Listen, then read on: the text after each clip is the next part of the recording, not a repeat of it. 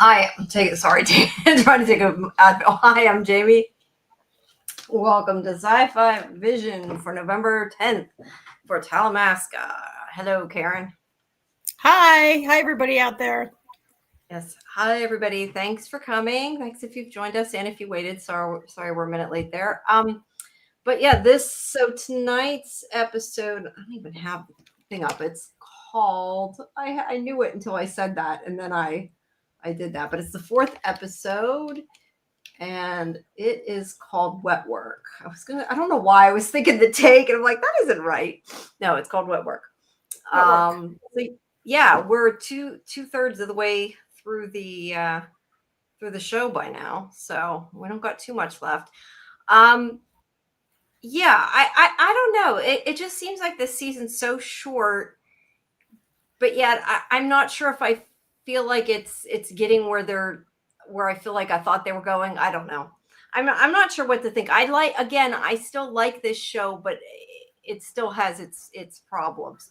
I think this one was a little better again. I didn't quite get as annoyed with some things like we were at the beginning. I don't know. What did you think of this one?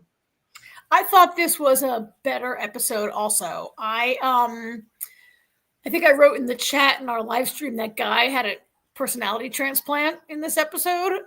It was maybe not quite that dramatic, but he finally was doing something, and I mean, was the mission and the plot, it made sense. Could I say parts of it were silly? Maybe I could. This is supposed to be a fun supernatural show, right? And I thought this was a better episode, maybe because there was like finally a bunch of action and some tension, and some stakes at play in this episode. Yeah. The thing I actually thought what you said was kind of funny, and at the beginning I was kind of like, well, not the beginning, I guess by the middle. I'm like, since when does he know how to be a spy? And now he knows what he's doing. Like, I was a little kind of, it didn't fit to me, but I ended up liking that part because the guy knew what he was doing the whole time. I mean, he was totally just pretending he was doing a good job. So I thought that part worked. But yeah, he does seem to be learning a little bit, at least. Maybe not enough, but he did. I mean, guy did do a lot of dumb things though at the same time. Not dumb as in I'm saying it was written bad, just dumb as in why would you as a person like do things like that because you know you're going to get killed on TV anyway. Um, yeah. Although, Yeah. I mean, I think he should have maybe tried to run away, but then again, I don't know how well that would have worked either. I don't know that he really had an out. But I do kind of agree with, and I don't have her name, but that girl that's in the episode. There are a lot of it is like, why are you listening to Jasper? This does not sound like a good plan. And I don't know how much of it was he just did it because he didn't know what else to do because he was scared, or he really thinks Jasper is going to help him, or he's really believing it. I'm not sure how much of it. I mean, I don't think he completely believes him, but I feel like maybe he's kind of hesitant and wondering if he's telling the truth. I think, at least in my opinion, it seems pretty obvious that even though there are things going on at the Talamasca, that Jasper still seems to be, quote unquote, the bad guy that he should be staying away from. So yeah, I don't believe the bullshit he's selling, as I said in the chat. That's what I felt like during this episode. And I feel Yeah. like I'm not sure if that guy is falling for it or he's just not sure what to do at this point. Or I'm not sure if the bullshit guy is selling. Like, is Guy really like double crossing Helen and trying to um align with Jasper to take down the Talamasca, or is he telling Jasper what Jasper needs to hear? But then again, is Jasper really that stupid? No. But maybe maybe he's being stupid because Jasper never would think he would be that stupid. Therefore, he has to be sincere, right? Like, I'm not really sure. Yeah, I don't. Last week, I wasn't sure. I tend to think he's not selling her out at this point. I think they want you to think that. I mean, I wouldn't say he's selling Oh, her. just me. Thanks for dropping Hey, in. just me. Yeah. Um, like, I'm not sure. And Guy makes some bad decisions, and by the end of it, Guy has again like kidnapped himself, right? Like twice in two Right, episodes now, he's right, basically kidnapped right, himself. right. I Um, just it's. I guess that's my issue. Like, I'm not sure what exactly we're supposed to think because I feel like they want us to think that he's double crossing Helen. And I don't like saying that, because when a show makes me feel like it's trying to push a certain narrative and it's not true, then I don't know how to feel. Does that make sense what I'm saying? Like, I feel like that's what they want you to think, but I don't think that's what's really going on, as opposed to like me trying to figure out what's going on. I don't know. It's just, it's the way the show is. But I don't think he's selling her out, I guess is what I'm saying. And all that. Well, I mean, I don't like, I wouldn't say selling her out is maybe not the term I would use, but he's not trying to give her to Jasper. He's not willing I don't think he's like trying to give her to Jasper. Not give her to Jasper, but I don't think he's willing to do. He acts like he's willing to work on Jasper's side if it means he can get information about his mother. I don't think that he's actually going to go far with that. I think that's just, like you said, to let Jasper think. Yeah, and the talk is of taking down the entire Talamasca. It's not really about Helen. It's really about the Talamasca, right? That too. I mean, the Helen part of the plot, I'm more bored with this week. This business of like the sister and whatever. I feel like that's just there to give Elizabeth McGovern something to do while the real story moves along. Like, I really am not at all interested in any of that. And the theme of broken families was like, we were hit so over the head with it by every character in this episode that I was like, all right, enough already. Yeah, even Jasper, right? I mean, not a broken family so much as something bad happened, I guess. Well, he says to Guy, I mean, that's what he says to Guy. He says that's what they do. They break up families. They destroy families. Like, it's absolutely about his broken right, but it was more about him I felt like it was more about Helen's broken family, Guy's broken family. Like, oh my God, you all have. Yeah, I don't know. Like, I'm kind of interested in the part about the girls, but at the same time, I feel like been there, done that. We've seen this so many times. Like, okay, this place was probably experimenting on these kids because they had some kind of powers. We don't know. I would say maybe telepathic, but we've got Guy, so I doubt that's the case, unless she is related to him. I still think maybe her sister's the grandmother. I don't know, but I just feel like it feels interesting, but it also feels like I've seen it before. So I'm not sure how that's going to go. It kind of depends where they're going with it, I guess. Let's see. Kimberly says, I like this episode better, but I think I like some of the other characters better, like Jasper and the actress who's part of the coven. Yeah, I totally agree. I do think that a lot of the other characters tend to be more interesting than Guy is, but I do think he was better this week. I'll give him that. I liked it a little bit more on his end this week than I've been. Yeah. All right. Yeah. So. Yeah, I mean, I guess I agree 100% with that statement. If what we mean, but for me, it means I like everybody else better than Guy. Yes, but I disliked him a little less this episode.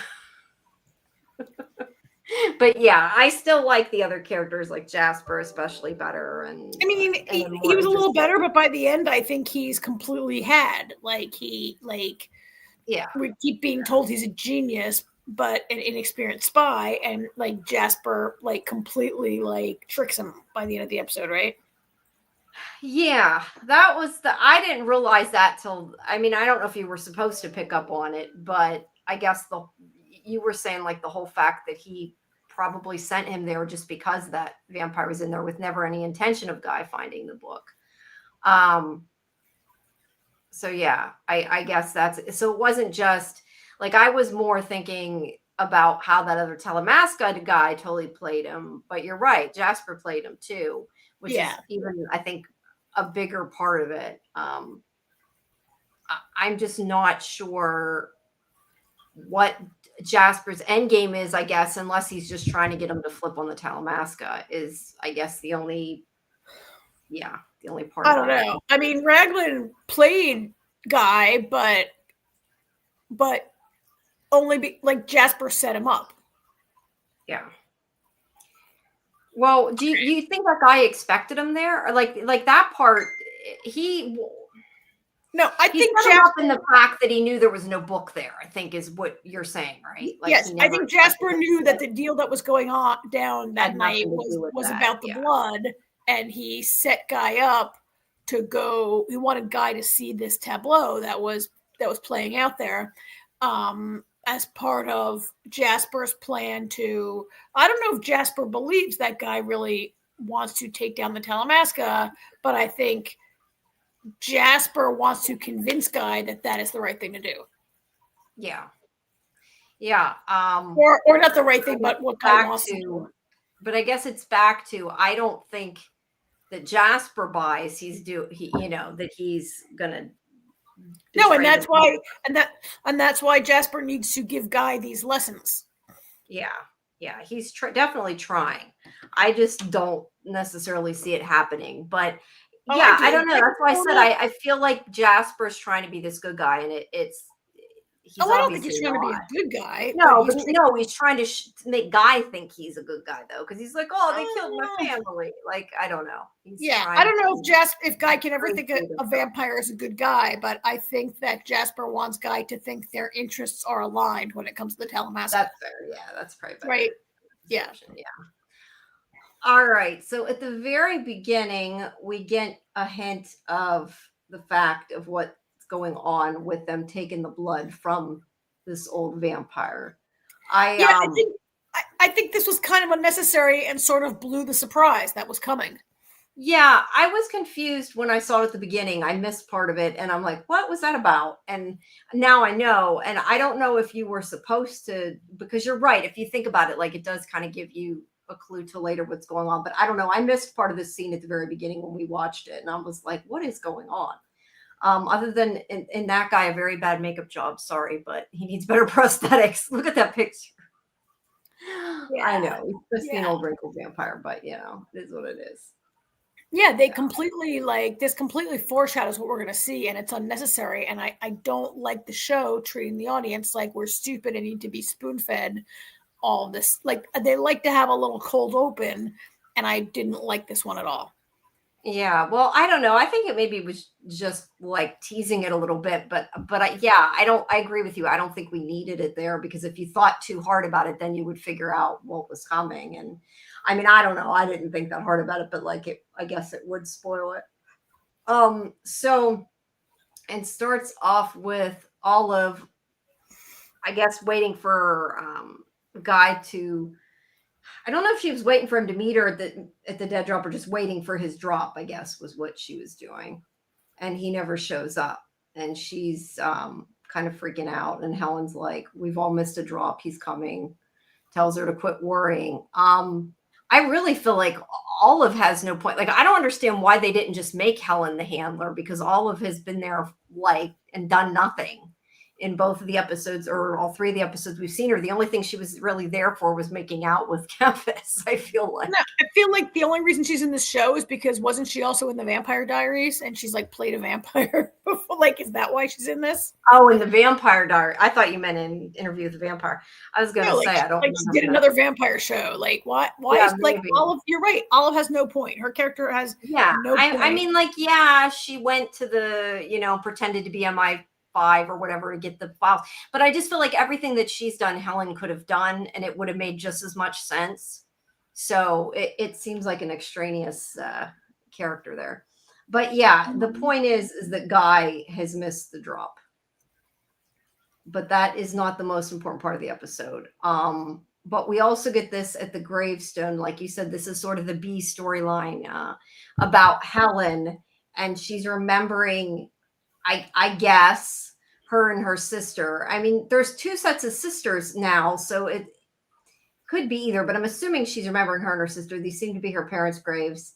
Now, see, you're right. The one girl is a little bit, because you said because I said I still think they look like twins. I was talking about the adults, but they do look like twins as well to me. One is a little taller, but I mean, they could be fraternal twins and not exact. And there are two separate actresses playing it, probably. So yeah, and in the previous shot, the one looks even a little taller, and I think one could be a year or two older. I don't think they're twins. I don't think they're twins. And it's just too, and if the other set of sisters was twins, like I just can't. If this is all about like this better not be all about twins. It's Well, not. I thought maybe it could be that like that branch of whatever was studying twins, and maybe I don't know, just made me wonder if it's like one twin had powers and one didn't, because of those other sisters it seemed like the one didn't have powers and the one didn't. And it makes me think, well, if her sister, maybe Helen's sister, has powers and she was the twin that didn't have powers, and that's why they were like studying twins or something. I don't know, that was just what I came up with. And if we do think that she's related to Guy, I think that it would make sense if potentially her sister could read minds or whatever. That, yeah, I don't know that that's the case, but that was kind of where I was thinking. Yeah, I think that's But potentially overthinking a 6-episode season. yeah, that's part of the problem, is we don't got enough time to delve into all this stuff. But yeah, she's remembering going to her parents' grave. I didn't get the thing with the flowers, because obviously she's not really like not remembering things. I mean, she tells this guy, she asks him, was I here the other day? My memory isn't great. And I mean, I took it to mean that obviously this is why I thought she was a twin, unless maybe you took this different. When she's saying, was I here? I thought she's saying, was there somebody who looks exactly like me that was here the other day or that visited recently? Because she's looking for her sister. That's why I think they're twins. Did you think she was actually saying she lost her memory then in this scene? I'm not sure. I mean, she finds dead flowers. Someone has been there since she last was there, right? Someone has left flowers. And the first time I watched this, which was a couple months ago, I took it that she's like, was I here? She was asking if someone who looks like me was here. But when I watched it again today, you took it the other way. I took it that she just was like, am I losing it here? Was I here and I forget? Am I losing my mind? I mean, I think the implication is that the sister came and visited that grave and left flowers, right? Unbeknownst to, but since Helen presumably has been searching for like decades and not found the sister and has no indication that she's in London, like for her to have done something like it seems like. Well, that to me is why she's like, why was she here? I've been looking for her. Maybe she's here all along. I don't know. That's kind of how I took it. And maybe it's going to be that it ends up there is no sister and it was in her head. I don't know. Well, but, I mean, maybe she does. I mean, in her head, not in her head, but she forgot problems with her. Maybe she legitimately has problems with her memory. Maybe it's funny though, because I feel like in all shows they do this though, whether it's a clone or a twin. Like people will be like, was I here? And it's like, why not just say, was there somebody who looked like me? Like saying, was my sister here is not a strange question. But her sister wouldn't look like her. They both have black hair in the photos as childhood, and this hair is clearly, obviously bleached. So unless she has reason to believe her sister bleached her hair platinum and cut it the same way, why would you think someone who looked like you was there? Okay, that's true. But I'm just saying in general, like when it's a show where they do have a twin, like a twin or a double or a clone or whatever, they're always like, was I here? And I'm like always thinking, why don't you just say to someone who looked like me? Because that's not a weird question. Yeah, if you think I don't think it's a twin or a double or a clone or whatever. And well, no, I don't think it's a clone. I was just saying that in shows that do that. Yeah. I don't think it's a twin. That needs to be proved to me, but I'm the person who for the last 2 weeks, even though we all kind of thought it was a sister, I was like, we don't know if it's a sister until it was confirmed in this episode, right? Yeah. That you are right though. She would have would she necessarily have her hair exactly like her and stuff? I don't know. But I don't know that they're necessarily thinking that deep about it either, if it is the case, because we're only getting 6. That's part of the thing. So I don't know. I think if you're asking a maintenance man if he saw you, what he's going to notice about you is that hair, not the fine features of your face, and be like, oh, a woman who looks just like you is here, right? And I especially think with women and our hair and our clothes sometimes, or men who have different hair or whatever. I don't think so I came around to think that she really was like, where these flowers come from? Was I here? Because it like, could she really believe that? Yeah, no, could be. But also to be fair, just to make a point though, if I mean, because I don't know, I haven't, well, we didn't get sent the rest of them anyway, but I hadn't seen further than this. But I haven't either.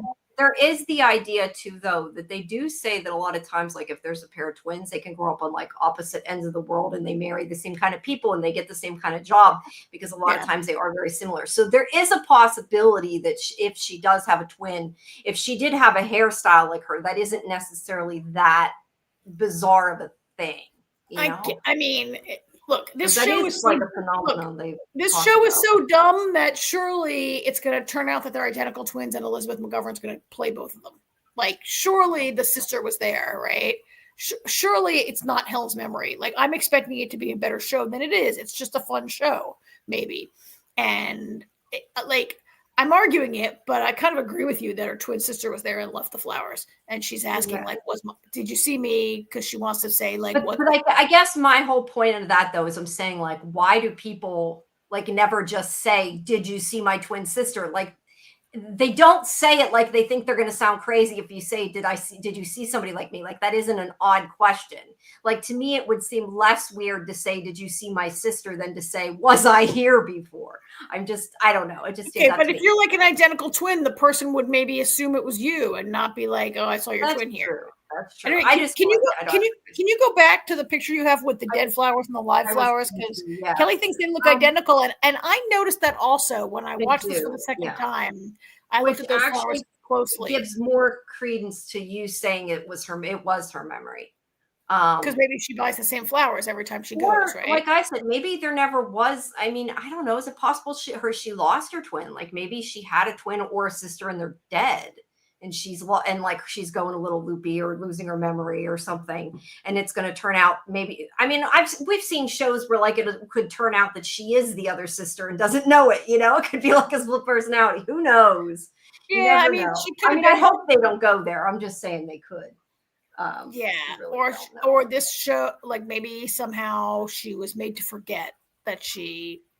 Or it could be something like that. Yeah. Right. Yeah. Yeah, I don't know. Anyway, Obviously, the point is she's searching for answers. And and since she's and looking for her sister, it makes me think that it was her sister that was there as opposed to her, but it could be either. And it does make sense either way.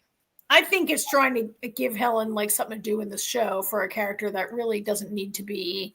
Like they could have cast a less prominent actress and just had Helen like show up every now and then as the handler and not have this other part of the storyline. So we'll see where that goes. Yeah, we'll see. And it probably depends too if it gets multi seasons. Like if it comes back, it could be something that might be in, like the story I next think year. it'll come back. I think it probably will too. All right. So then we see this hand coming up from the grave, which we're right away assuming is Checkers, which it is, but they don't go to it for a while. And then we have Guy having breakfast with, I was going to call him Louis. His name isn't Louis. I'm on the wrong show, Karen. Jasper. You are. At least it's in the same, it's in Anne Rice world, right?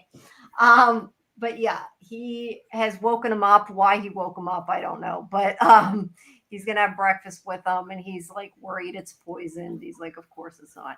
And basically, he's trying to be nice. Like we said this earlier, he's trying to be nice to Guy, trying to make him think he's helpful, and that the Talamasca is evil, and that he should follow what he wants. And it's a little obvious to me that he's trying too hard.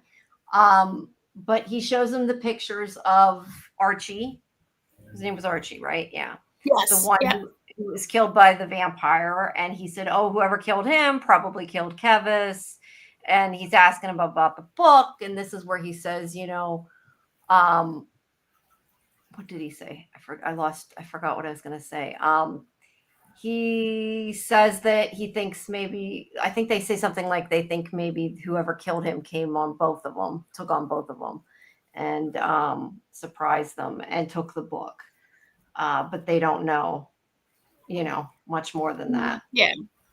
And so he basically tells Guy, "You're going to go investigate at this hotel for me, where there is a coven of vampires. They let humans come to the hotel when they need a snack. They take a snack," is kind of what he says, but that this is their cover is running this hotel. And they know me. I can't go in, so you're going to go in. And yeah, this goes to a very bad idea really quickly. It's The a guy. front. I mean, this basically is a mafia front, right? And it's a money-making business. I guess the vampires have to make money. It's a legit hotel for What's to humans. hide their, yeah, but it's a way to hide their coven or whatever, and to Well, I mean, probably they can launder hide their money. coven, like they can hide their And also coven. probably Like, to launder their money, because vampires are rich because they're been there for centuries. well, some are, So some somewhere, are yeah. not. So it could be that as But well. it felt very like organized crime to me a little bit. Like they have this legitimate business that they're running as a front, and then they're also conducting a legal business. Like it's a legitimate hotel, but they run this black market from within the hotel, right? Yes, yes. And I And they think like also use it to pick up snacks too, because he alludes to that. I don't think he outright says it, but he kind of alludes to, like, if they get somebody there they don't like, they'll eat them. And that one guy that he's reading his mind is looking for somebody to not, it wasn't one of the ones that he talked to, but like one of the ones in passing. It sounded like they were trying to figure out who to attack. At least that's what it sounded like to me. I didn't take it like that. I took it that he was hearing a lot of humans talking about, like, the one girl's like, "Oh, take me upstairs already." Like the guy, Yeah, but there was one guy, I didn't get a picture of him. I think he had kind of like reddish hair and a beard. It was very quick, and he said something about it, made it sound like he was looking for somebody for something bad, and I assumed it was to get their blood. But I mean, I could be wrong. I didn't take it that way. Look, you can't run a business in the center of London, a legitimate hotel for humans, and kill a lot of people. Oh, I'm sure they don't kill a lot of people, right? but there's probably like transients and stuff that they. I mean, it didn't look like a transient hotel. It looked like kind of an expensive hotel with an expensive restaurant. It was not a seedy motel where people who are not missed day. So I personally didn't take it that they were like taking snacks, as you say. Like if a person had to be killed, they would be killed. And Jasper did say, like, they wave a lot of guns around. They've seen too many Guy Ritchie movies. Like they're kind of mafiosi. I took it like it's I'm also going by the fact that Talamasca guy also said to him, they have a room where they take rats and stuff. And I know he more meant like the ones that go against them, that they take there to kill, but I don't know. He meant a Talamasca, which is the ultimate enemy of the supernatural people. Like he says, when they find a rat, he meant like, you're fucking Talamasca rat. Like Talamasca cannot come in this hotel. Yeah, I didn't know. Even though Raglan James is a Talamasca, but he's a dirty Talamasca, right? He's a dirty agent. Yeah, he's conducting his business there. Yeah. All right. Anyway, well, either way, he's like saying, you are going to go there and be the one that goes and investigates this, because I can't. It kind of makes sense, right? Like it does, but it makes sense on Jasper's side. It doesn't make sense for Guy to do this because it's very dangerous. And I kind of wanted him to be like, what the hell? I'm not doing that. But he's, he'd force him if he said no. So he's trying to make it seem like it's a good thing for Guy to do. And he's like, I got to show you something. And sorry, my head's hurting tonight. I'm trying to think. I know there was a really funny thing you said here, and I'm trying to remember what it was. And I'm like, oh, when he said he's taking him to the kill room. He's like, where are you taking me? To the kill room. And he just keeps talking like it's totally normal. And then the guy's like, what? Like, get this look. And he's like, I'm just fucking with you. That was funny. I think that joke played really well because Fitchner kept going. Like, he didn't stop to like wait for his reaction. He just kept talking like he was totally serious. So I like the way that scene played out. But yeah, he took him down to the basement to see Checkers, which is kind of where we figured they were heading.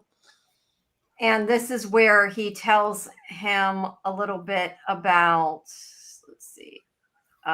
about the, I'm looking for what it's called. I know what you called them before. He says it's a version of an ancient revenant vampire, but more obedient, less like loyal and obedient. Follow him and obedient. Loyal and obedient. He has sort of bred them to be acquiescent, follow orders, right? Like, yes, basically an attack dog. Yeah, and he does while he's with Guy. Sorry, also tell him this story. This is where he is trying to get him on his side, and ingratiate himself, and he says that in Romania there was a vampire named Vessel. Cecile. That Vasile, sorry, that it was in 1271, and that he had decided he didn't want to drink human blood, that he was drinking blood of chickens. And I'm wondering, after by the end of the story, I'm thinking that was probably why the Talamasca was working for him. Maybe even they had an agreement. We don't know, but he was not drinking human blood was the point. And somebody found out, and it, nobody did that. So he was screwed, and he realized that it was one of the Talamasca agents that told on him. And he had already, I guess, he changed his name to Murgu and went to Bolivia and basically tracked down and slaughtered everybody in. See, that's where I'm getting confused. He wasn't that guy. He was the one in his family that was left behind. What happened was Vasile was expelled from the coven, and he spends the next 800 years like living a miserable life by himself, right? And then he goes to the Talamasca and finds out the Talamasca didn't turn him in. He went to the Talamasca and found out the name of the person who outed him as a chicken drinker. And that person was now living in Bolivia, and he goes to Bolivia and slaughters everyone. And it turns out it was Jasper's family. So yes, the and he looks for the dark gift from. Sorry, I'm like trying to go ahead really bad. So yeah, where the Talamasca is implicated here is that they told Vasile, who was responsible for outing him, and Vasile goes and kills Jasper's family. Yes, so he went after him, and he killed everybody in that guy's family except for somebody who wasn't home, which is who Jasper's saying he is. Yeah. And so he wanted revenge. Human. Yeah. So Jasper was human, wanted revenge, found somebody who would give him the dark gift, and has been trying to get revenge, I guess. I mean, what's interesting there is that it was a blended family. It was humans and vampires living together. Like Jasper they were familiars, I guess, right? Jasper's Jasper and whoever else was the human part of that. That was kind of an interesting part of that, I think. Yeah, that was interesting. I agree. Overall, it was just, it might not even be true, right? It's Jasper. Yeah, I don't know how much of it's true. I mean, the idea is he's trying to say the Talamasca wronged me. I want revenge. And no, I think what he's trying to say is, Guy, I'm just like you. Like they broke your family, they broke my family. I think that is the point. I'm not sure the story is true, because I think it is meant to engender sympathy from Guy. Yeah, I agree. That's why I'm saying I don't believe a lot of what he said. But this is where he shows him that he has checkers down there, and that he's breeding the revenants. And he's like, he's going to come with us on the mission to go get the book in case something goes wrong. And I'm thinking, and he's going to protect Guy, okay? Like, I think Guy feels the same way I did. Like, that isn't going to work out, but it did. So I guess I was wrong there. I know, and what's kind of interesting about it is all right, well, I'll hold what I think about it. No, go ahead. Why do you need checkers? Why couldn't you send any vampire would be equally powerful enough to do what checkers eventually does in this episode? And like, why do you need to breed the revenants? Why can't you just have your vampire minions do it? Yeah, well, I mean, I think he's breeding the revenants because he knows that they're going to be loyal to him. But why couldn't he have sent any other vampire? He probably could have. That I agree with. It seems like a lot of effort. It seems like very like James Bond mustache twirling villain plan to like breed these. When all like pretty much all vampires hate the Talamasca. Is it hard to find vampires that don't like the Talamasca that will work for you?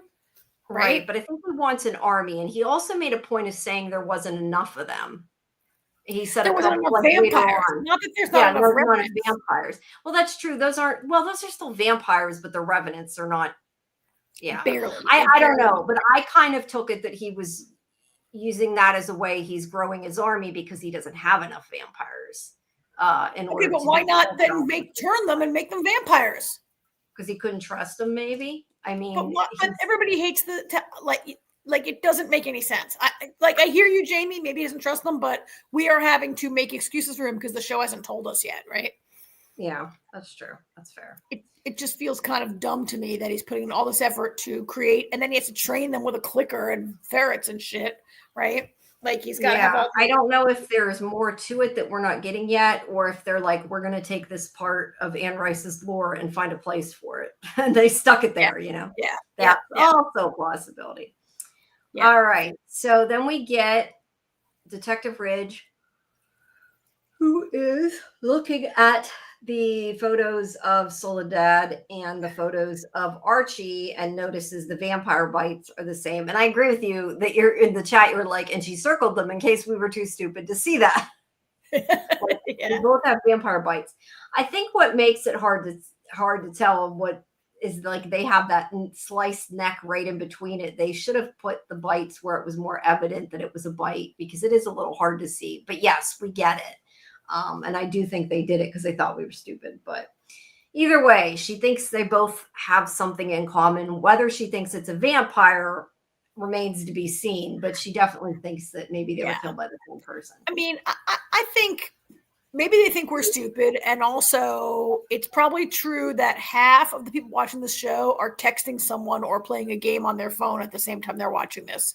And so we need a little attention. We need to do a better job keeping our attention that they don't need to do that. My point was just it is hard to see the bites. They should have put the neck or the because they tried to make it look like his neck was slashed too, right? Because that definitely looks like they look like they're slashed, and then there's these little bites. Yeah. So I just question why not put like the neck slash above or below, like a good distance, so you can clearly see the bites, and then they don't have to circle it and make us feel stupid. Yeah. All right. So then we go back to Jasper, who is giving him information about where he's going to go. And this is the name of the hotel, the West Croft. I feel like, and maybe not, but I'm thinking of Mayfair Witches. Maybe I was thinking there was some kind of key imagery in the other show, but I think I was thinking of Mayfair Witches. So yeah, that's the hotel. And he shows him this is the guy. Did he say to him what was on the tablet, or was he just looking at it? Because I think he was just looking at it, wasn't he? Yeah, I think so. Because if he was just looking at it, then this definitely proves it's a setup because this was the guy that was bleeding.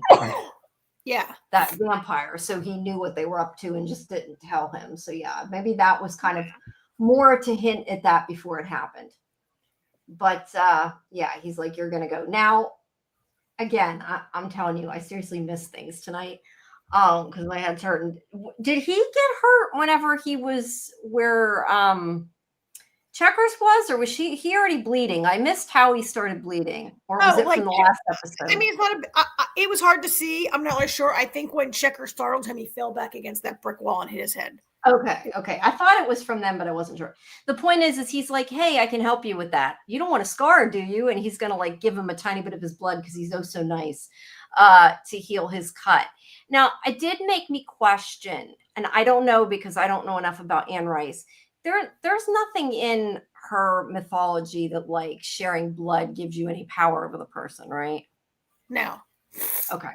Because I know sometimes it does. That's why I was asking. I don't think there's anything in the Anne Rice books about using vampire blood to heal a wound even. I think that was new last week with the guy who has cancer. And I took this scene to be Guy, Jasper trying to be look, vampires aren't all bad. All right, we can be helpful. I'm not going to try to turn you. I'm just going to try to, this is so Jasper is by far the most interesting character on this show, right? Yeah. And Guy is I wish they had just written a story from his point of view and made it even about the Talamasca being evil, and that would have worked for me. It would have been much more interesting. Well, we have a story from the vampire's point of view, and it's Interview with the Vampire. Okay, right? That's true. This has to be from the Talamasca's point of view. Yeah. All right, I didn't think of that. Well, maybe he'll show up in Interview with the Vampire. Who knows? All right. I don't think so. This is a wholly original. I mean, we do have a few crossover characters, but I think it's really just to try to get interview people to watch the show right? And to Yeah. maybe get Talamasca people to want to watch Interview. Yeah, true. I was just going to say I like the Art Deco of this building. It reminds me of that of in Lazarus, and I remembered they're the same building. So I wonder if like the set interior is maybe partially from there too, or if I they don't just think copied so. the I mean, they're outside. two totally It's probably different. more. They probably are, but my point is they did copy the Art Deco feel from the outside of the building in there a little bit I because mean, it's in the window. I feel this is really kind of gothic. Like it's dark, it's ornate. I wouldn't say. I mean, I wouldn't say that. I wouldn't. Jamie, I wouldn't say that. I'm not an art historian or an architect, and I wouldn't say this is actually the Gothic style of design. But the way it's dark and opulent, right, and richly colored, and it has that like. When I say Gothic, I mean more like the storytelling than like the actual design, right? But yeah, you're you're right. right. But you're right. Like that's sort of a deco lamp there, and right, Yeah. like But they also might. I'd have to look at it, but it might just be that's what the window looks like from the outside of the building, so that's why it's on the inside. Is what I'm saying. It might be nothing. Oh yeah, I was just making a point that I was thinking, oh, that's like Lazarus, and then I remembered it's supposed to be in the same. They shot the same exterior of the same building in Manchester, where both shows were shot. Be right back. I gotta open the window. It's like 1,000 degrees in my apartment. I know. I'm like, I'm getting hot too, and I'm like thinking, since when is it hot? It shouldn't be hot in here. I'm about ready to do the same thing. As soon as my apartment building switches to heat, I have to like put on my summer clothes for the rest of the winter in here. Yeah, I'm about getting ready, I think, to take off my hoodie, but we'll see. Because I got to pause. All right. So, yeah, he gives him the blood. He kind of freaks out a little bit, but he heals his cut. I would, right? I'd be freaked out. Yeah. And that's very like, especially like Guy as a kid who's raised, all of us who live in the post-HIV era have been like raised on do not like touch people's blood. Do not touch vampires' blood in this. Yeah. But even if you weren't, I still feel like if a vampire tried to give you their blood, you'd kind of be like, no, thank you. No, thank you. Yeah. Yeah. Don't need that. I think they're just reiterating it. It heals more than anything. And then Ridge is still investigating. We kind of said that. She's looking at the camera footage. She notices in the video that Soledad was carrying something and then wasn't carrying something, which was pretty smart to follow the lead. Well, it was until she grabbed it without gloves, like you said. So she goes to this park and she found, she grabbed it with gloves. I thought she didn't have gloves on. She's holding it later. She has the gloves on. I thought it was here. Okay, but she finds this envelope there. She's touching it with her bare hands. It's evidence, you dumbass. Put on the gloves. You got them in your hand. Put them on, right? You know, it bothers me how all the male cops on the show are always second guessing her and treating her like she's dumb. But then she did do something really dumb. Like, come on, every TV cop has a handkerchief or a tissue in their pocket that they use to like pick up evidence, right? And she's just there with her, good luck testing it for fingerprints of who Soledad got it from. That's why I'm just thinking like it's not even that she doesn't have a glove. She has a glove in her hand. Why isn't she using it? Yeah, the glove's in her hand and she's got her fingers all over this jump drive. Yeah, I don't understand when they do that in a TV show because they have to know there's people like saying, why are you not wearing gloves? But yeah, because she seems like she's supposed to know what she's doing. So I'm not sure what's up with that. But either way, she's got the jump drive that was part of the drop. Whatever's on it, she's got it. And then we go to Helen, who is come to see this woman here. I don't think they ever tell her name, do they? But she's asking what matters. No, I just wondered. She asks what happened to her sister or her own sister, meaning this woman's or Helen's, because she says that Helen says she's done everything in her power to find her sister and she would do anything to find her. And she says that she hasn't even caught any proof that she existed, but somebody has to know something. And she's trying to ask her about what happened to them as kids at that building. So I guess whatever they did to her, she still doesn't know, or whatever look, we know according to what she said, if we believe what she said, She and another girl, whether it was her sister or friend, whatever, we're assuming her sister, were at that Yeah. place, and that she left, or at least it implied that she was the one that left and her sister stayed to continue Wait. experiments, to learn how to do something we don't know. Yes. I mean, Helen definitely left and was sent away. She says she was Yes, I sent to said America. unless it's possible that we could have been seeing it from the other point of view, the way they did the scene, but you're supposed to at least assume that she was the one that left. But my point is she still doesn't know what it was that happened there. And I'm guessing from what she's saying, her sister never returned. Like sounds like that might have been the last time she saw her sister.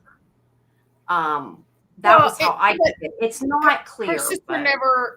Her sister maybe stayed there. We don't really know, right? Her sister, right.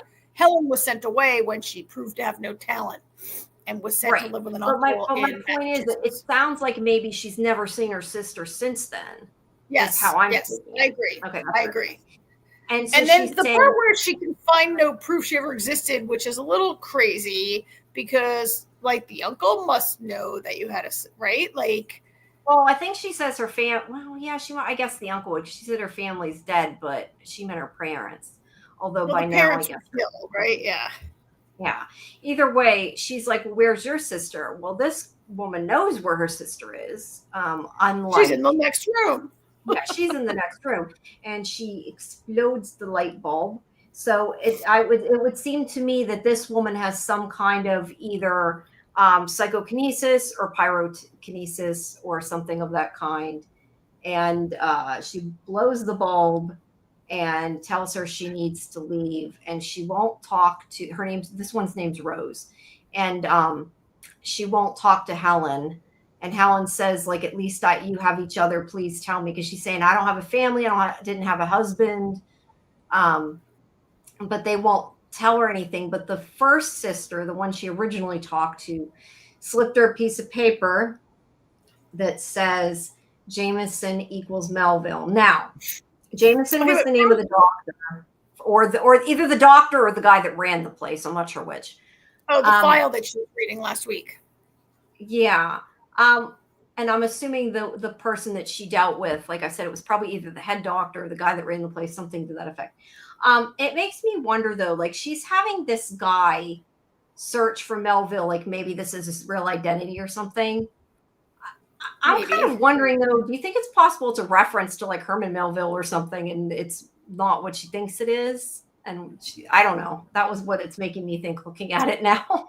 Oh, and that, like, her sister is her white whale that she will search for. Yeah, or something, or that there's something that's going to connect to Moby Dick, or I don't know, something. I mean, I don't think so, but I don't know. That was just what I'm thinking now looking at it. That's not what I thought when I watched it. It's interesting that could be a metaphor for, like, Melville or Melville or white whale. Yeah. I mean, so the reason Rose throws her out is because Helen works at Talamasca. Like, these kids were sent to be experimented on, and then Helen got a job with them. You work for them, and she basically says, "Yeah, I joined them to try to find my sister." Is kind of what she says.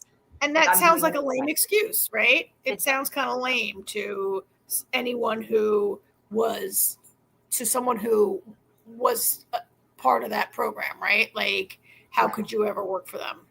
I kind of like get where Rose is coming from, I think. Yeah. Right. Yeah. I mean, it's like somebody that, like, in the show The Institute, we're watching, one of those kids grows up and starts working at one of those. That doesn't happen. It doesn't make a lot of sense. Yeah. I mean, granted, they were torturing them and it was a little bit worse, we think, but we're not aware that they were torturing them or doing anything totally nefarious. We just know they were trying to find out about powers. We know they were separated from their families, and they were, not. I mean, we don't know, but I'm sure it wasn't pleasant. Even if you weren't, like, actually tortured, I'm sure it was not a very nurturing environment for these children. It doesn't seem to be, no. No.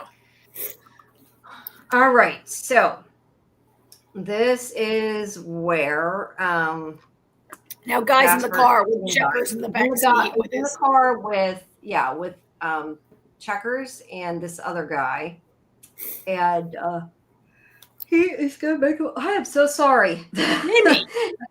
I can't help it, and then I'm thinking about it, and it makes it worse when I think about it. And then I have can't a cup of tea, girl. I did not get a lot of sleep. I'm trying. So there is that guy, and then they show a close up of Checkers there. He says that not to worry because the iron controls him. So yeah, it's basically like a Hannibal mask, so he don't bite him, I guess. Well, it is like a But Hannibal mask, but he says iron makes vampires it makes him weak or something. I forget exactly what he weak. says. It's funny because Yeah. I've been watching Supernatural for the first time ever, and it's a recurring thing. I mean, it's like a thing that iron can like kill demons, and iron like they use pure iron very frequently against supernatural beings on Supernatural. Like a Because I was pure gonna say iron I knife. don't remember hearing about iron and vampires. That's why I kind of wondered. I mean, I've not heard it in vampire lore, and I don't know if it's in the Anne Why is Rice. it like? No, I sorry. It's just like Siri like randomly listens to me. It says we're here in Ireland. Vampires that why kind of wonder. It doesn't even make sense. It heard me say something, and it says it doesn't know. Sorry. Yeah, I don't But yeah, I recall don't that know. from Anne Rice. Yeah, I mean, I feel like from the one vampire movie, there was something about the coins that Judas had when he was hung, that and he became a vampire or something. But and that was I thought with like silver, not with iron. So I'm a little Yeah, in confused the by Anne that. Rice books, iron is not a thing, but I think iron could be a part of like bigger vampire lore out in the world. And I know, and like it just happens to be on my mind because in Supernatural, they're constantly using pure iron against like supernatural beings. That's fair. Well, then at So least they got it from somewhere and didn't pull it out of their butt. At least it's some kind of mythology from somewhere. I just yeah, had never personally heard it. Usually they talk about, yeah, although usually silver is werewolves, but I have heard that's silver werewolf. talked Silver about. doesn't affect vampires. What's Anyway, the in other? this show, he's got an It's iron a, mask on, but it's also it's funny because like they're trained and they're loyal and they're obedient, and yet let's be careful anyway, right? I know. The only thing I can think is that maybe they're only completely loyal and obedient to their master. So maybe it's like because Jasper isn't there. It's like Yeah, kind of protective, or he just is trying to make Guy not scared. I don't know. yeah, yeah, But Guy goes in the hotel, and you're right. I hadn't thought about it. It is a more upscale hotel that he goes yeah. in. It's not like some hotel where you go to get murdered, right? Yeah. And this guy has stolen his pills, Guy's pills, No, he and pickpocketed him. Yeah, he pickpockets, takes him out, and he's like reading his name, and he's like, the thing is I guess he knew he had a power. The pills didn't necessarily tell him what it was, because all he says is, I know you're Talamasca, you're not doing well. He doesn't actually say at the beginning he's not doing a good job of hiding it. What he says is, like, what's he say, like hookers and spy, I forget what he says, but he says that like you recognize your own. So he's like yeah, saying, I know you're Talamasca because I'm Talamasca, yeah, which at least Guy for a couple seconds was like, I don't know what you're talking about. It just didn't last. yeah. Because that was kind of like a really, you folded that quick. That's what I was Yeah. thinking when Yep. he did that. Well, But quick. after Guy stares at him for a while, he's like, oh, that's what your power is. He realizes that he can read his minds. And I wanted to ask you something about that. Jasper said that he wanted him to go in the hotel because he could read vampires' minds without them knowing it. That confused me. I thought Jasper could feel when he read his mind. Remember in the restaurant when he looked up at the window when Guy was reading? Jasper's powerful, and he took over the Talamasca, and he knows the Talamasca has mind readers and uses mind readers. Like maybe your average vamp at the hotel, who Jasper seems to not think very highly of these vampires. They're kind of like a crime gang, and they're not.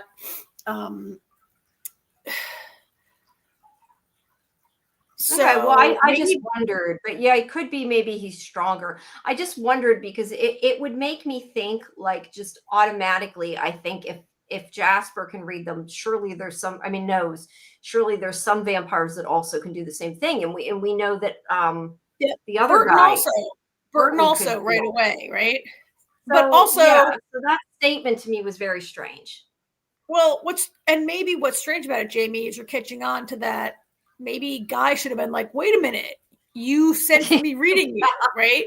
Yeah, that's true. It's like, is this something they made a mistake in the story, or is this they know that Guy's too stupid to realize? It's more Guy being stupid, right? Like he'd be, wait, I've only met two like vampires.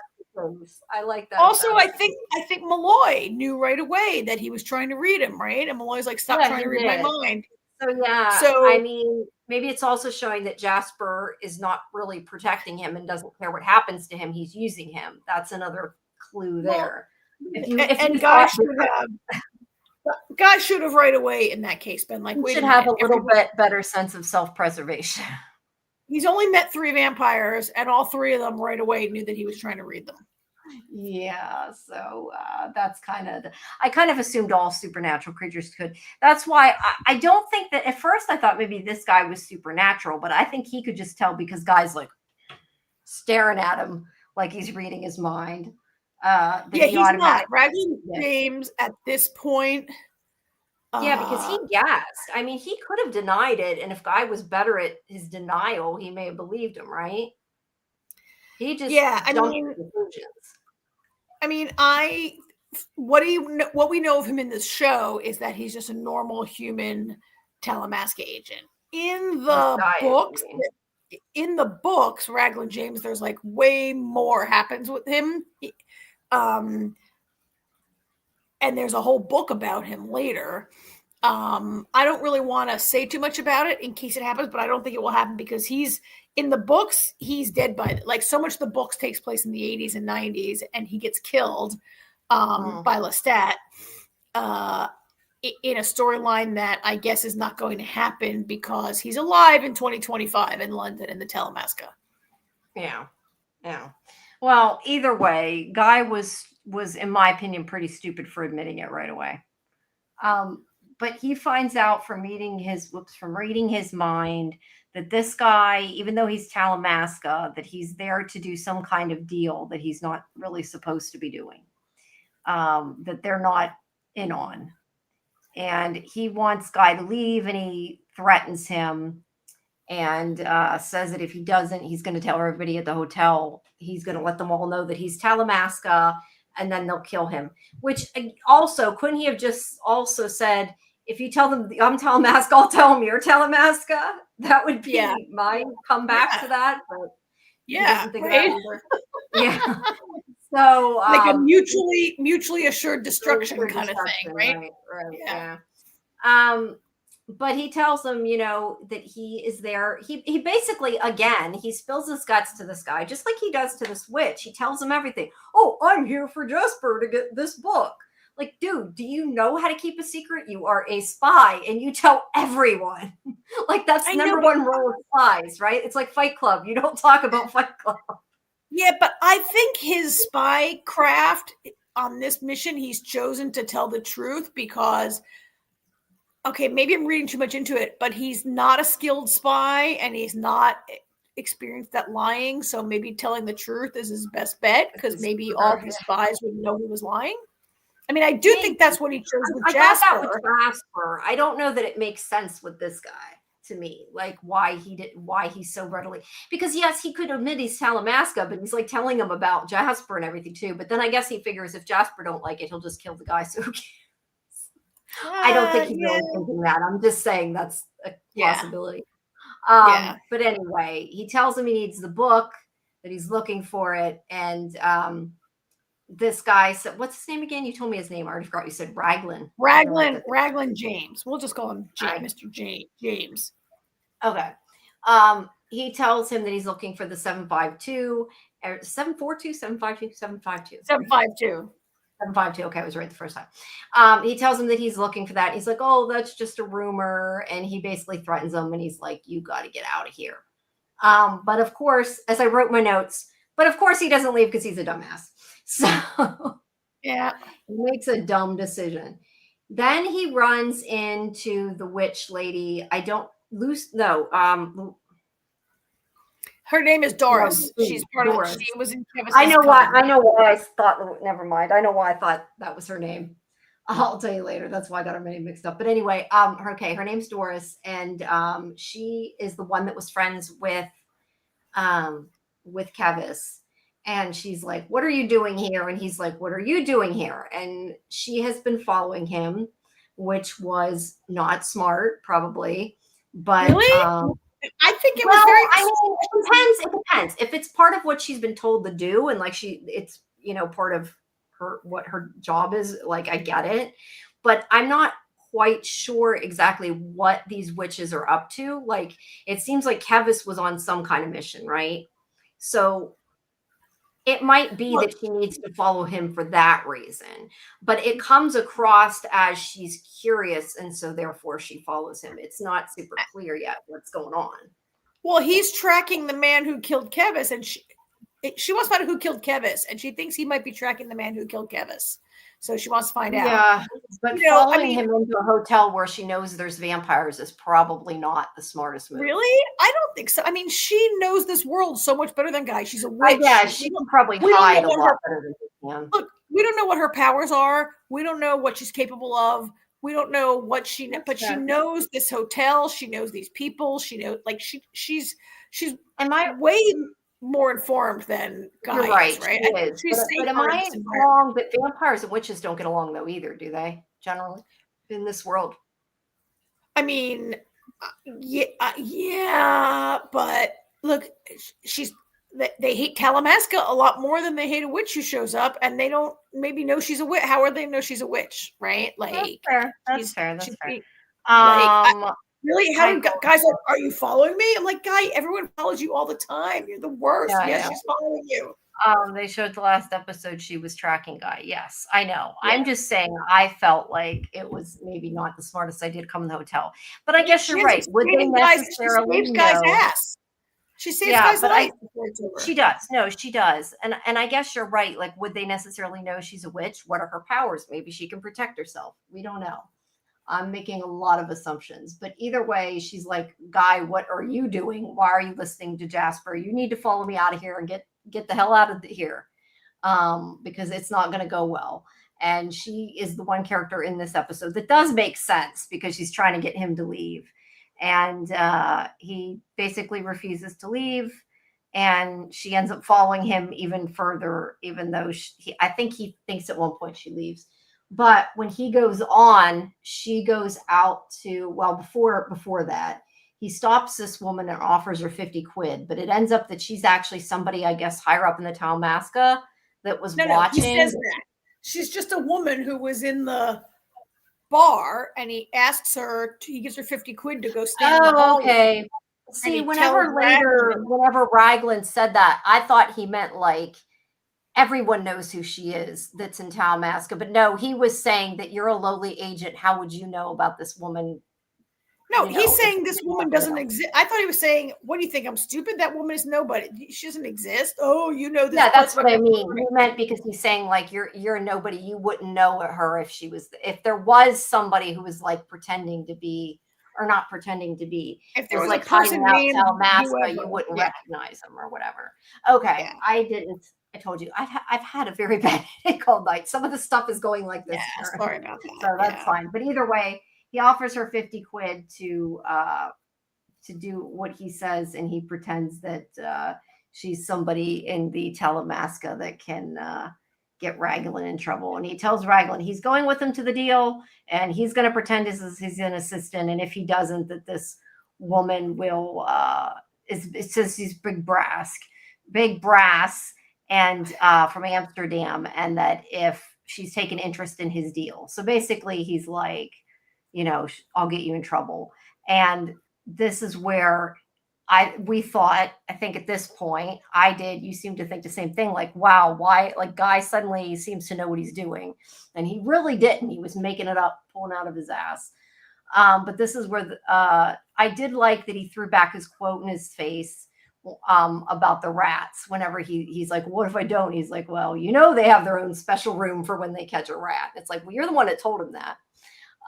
So throughout a lot of this, I think Guy is kind of overconfident in whatever skills he learned in his 1 week of training. And, we're told that Guy is like really smart and really excelled in school and is kind of a genius. And I feel like Guy maybe suffers from that.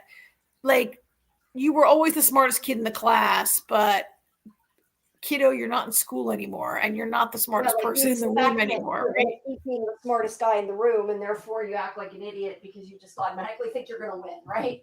Kind of. Well, you Here, think you're slick, and you're not, right? He has a lot of confidence that was not earned. Yeah. Although maybe in this situation, if you're not confident, it'll get you killed. Like project confidence or die, right? Yeah. Hold on. Sorry. I was changing. I'm too hot. I don't want to turn on. If I turn on the air conditioner, even in my room, the little one in my room, I don't think the rest of my family will be happy because I'll freeze them You're out. so hot. Jamie, you're hot. Yeah, no, it's hot in my room because I'm in such a tiny office with the door shut. All right, so he goes in with. I kind of like this character, Raglan James. Like the way the actor is playing him is exactly who I would think like a Talamasca double agent would act like. Yeah, but you said he was in an interview, right? Yes, he's in an interview briefly. I think it's Daniel who runs into him in a bar in a cafe in Dubai, and Raglan like warns him off to be careful and tells him that Rashid, remember Rashid, who was like the kind of butler for Louis. He says, "Oh, Rashid's an agent, by the way."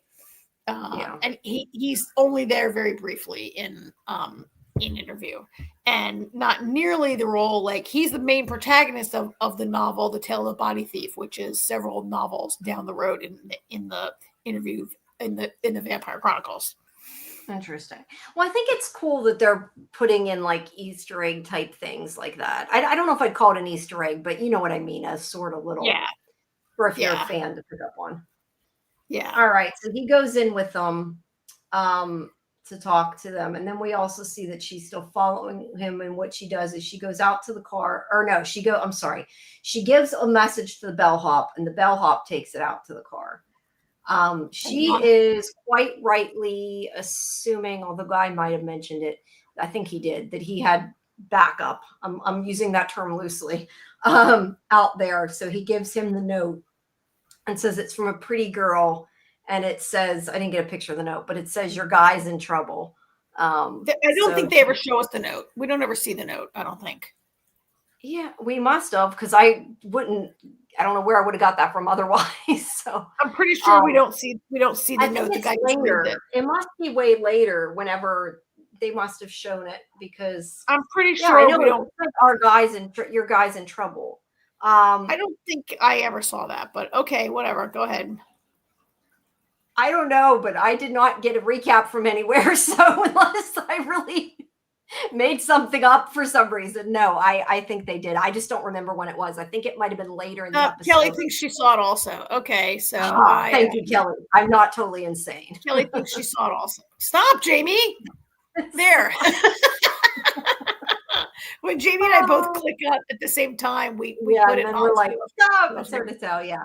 It was your guy's in trouble in a room number, because I remember thinking it was funny because it said guy. Your guy's in trouble and a room number. Your guy. All right. Yeah. So thank you, Kelly. Out there. Thank you, Kelly. I probably was like most America looking at my cell phone while I watched the show. Yeah, I'm not surprised. I mean, I don't blame you. I'm not surprised, but yeah, I just remembered seeing it at some point. But meanwhile, he is up in the room with these guys. Now, is that, I'm not sure I don't think that's actually blood. I think it's paint, but I'm guessing that it's kind of meant to evoke a feeling of blood, because it kind of looks like blood spatter, doesn't it, on that painting? I gotta get my picture a little bigger here. Hang on, let me full screen it. I don't know. It's a lot of red. It just to me makes me yeah, I don't know about that. I mean, it's not really shaped like blood spatter, but I'm just saying that's what it made me think of. It's foreshadowing the blood spatter.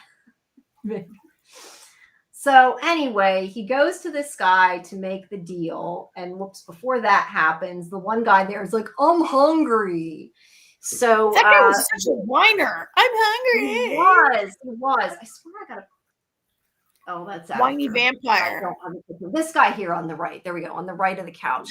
He is like, I'm hungry. He's a vampire. So he goes in the other room, and there's a guy with a briefcase, which is obviously who has the merchandise for Raglan, and because he has it attached to his wrist. This guy.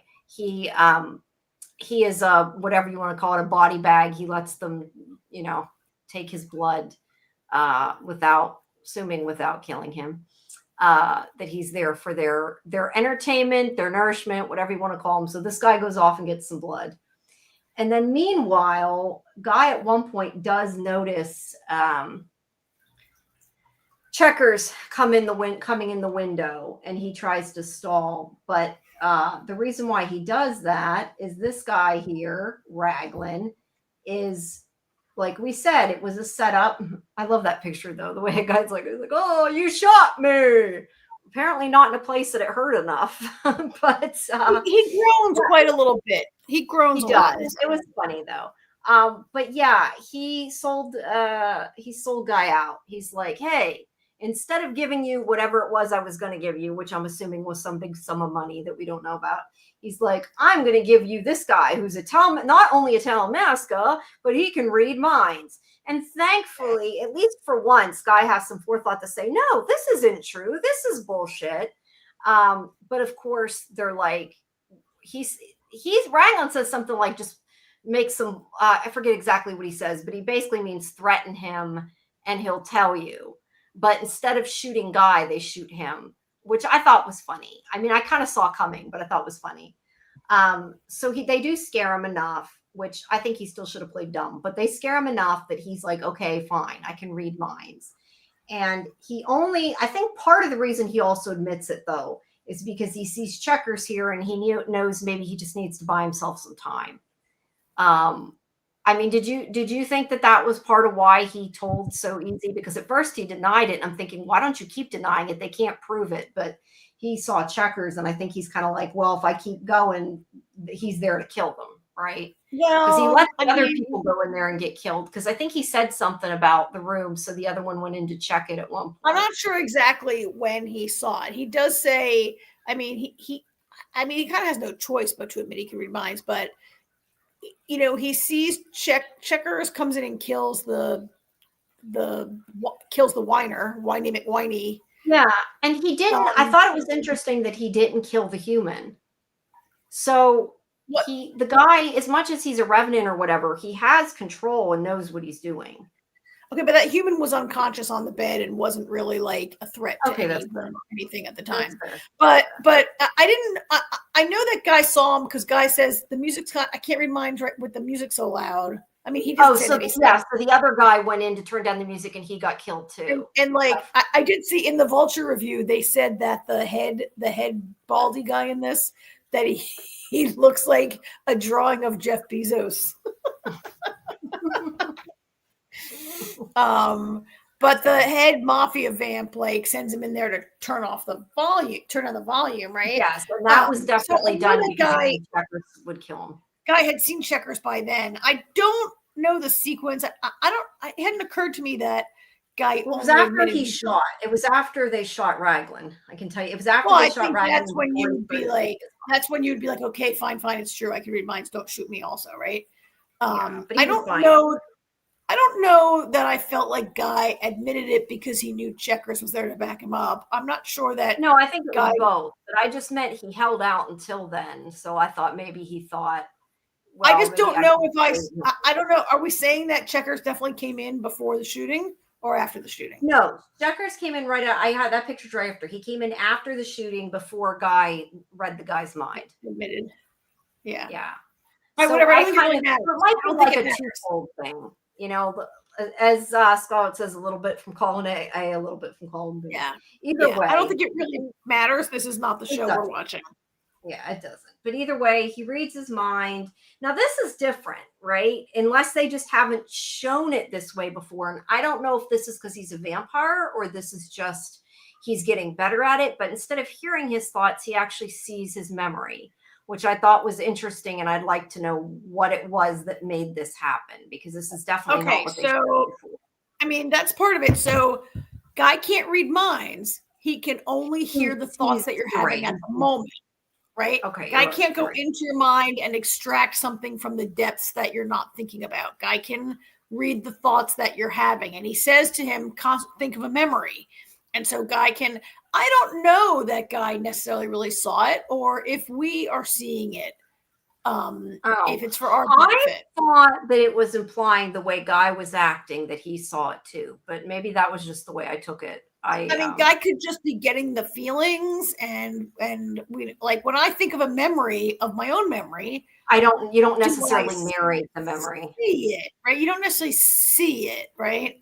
Well, but you don't I'm not. necessarily narrate it either. Like if he's only hearing thoughts, you'd have to be going, I was riding a horse. Like in your head, you'd have to be I literally remembered thinking, an I was incident, and then riding you a walked in horse. and said this, and I walked in and said that. Like I would like the memory is a sequence of an event, so I get that. I'm just not Right, sure but that I'm I should. saying Right, but I'm saying like when you think of something, you don't think of it in narrative form. Like you don't think of it like you're telling somebody the story. And if he can only take thoughts, you would have to be telling it. So that might be why Look, he's seeing it as opposed to I telling it. told him to think of a memory and to concentrate on a memory. Like he's thinking of this very meaningful like thing that happened to him, right? And how the horse like Right. how But I'm he, just saying when you're concentrating on something, you're seeing an image as opposed to like I don't actually know.